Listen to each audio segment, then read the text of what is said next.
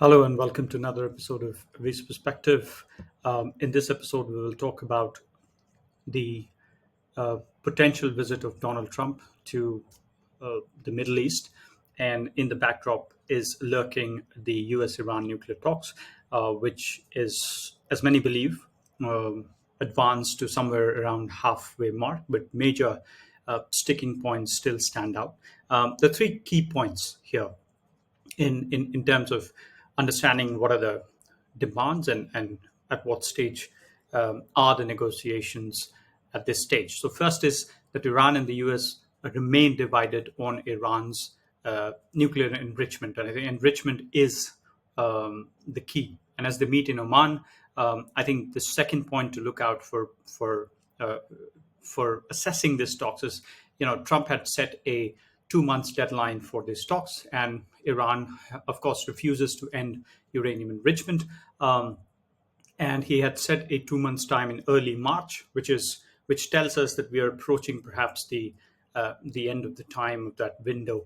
But with Trump, of course, you never know if that spectrum will be extended or shortened. So that of course remains the broader looming question. The third point in this context is, of course, that what Iran is seeking is that they continue to keep nuclear enrichment for civil purposes, but broadly they're seeking relief for sanctions, a rolling back of sanctions that fell on Iran as a result of the nuclear program.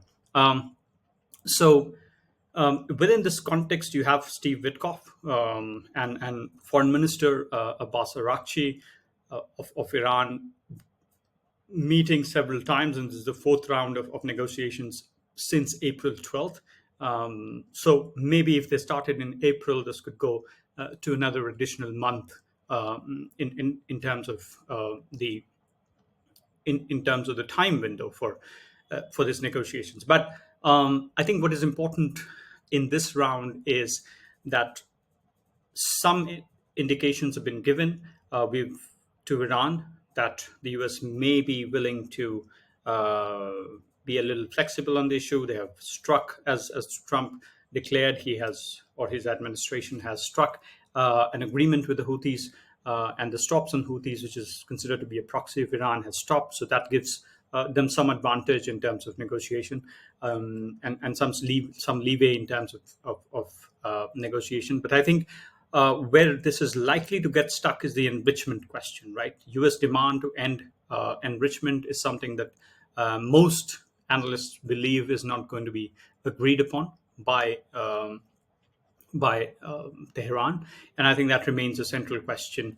Uh, Beyond that, I think if you look at other possibilities, if nothing comes out of this and Trump gets frustrated, the immediate action is something that we've all heard from the Trump administration, on which they are likely to lean, which is Trump has threatened Iran with sanctions, and also secondary sanctions, which means any country that buys or purchases oil from Iran will be targeted.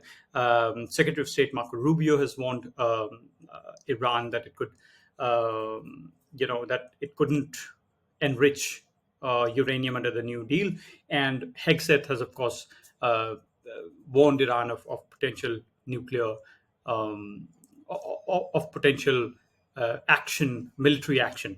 Now, we have to all this, we have heard counter narratives from Tehran. So that becomes a dead end in terms of talk. But you also have different narratives. For example, J.D. Vance saying that talks were on the right path. Steve Witkoff saying that we are on the path.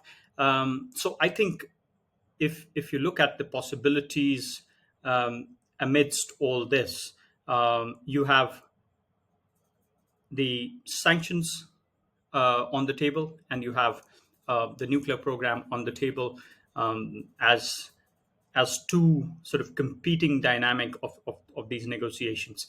But amidst all this, in the broader sense of Trump's visit to the region, I think Saudi Arabia, UAE, and Qatar are countries that Trump is likely to visit, and much of the broader geopolitics in the region that continue to play out in terms of what's happening with Israel's new plan on Gaza, and there's some degree of difference and dissonance between Netanyahu and Trump on Gaza, even as there are some talks in Washington about a potential joint framework to look at Gaza in the post-conflict scenario between U.S. and Israel.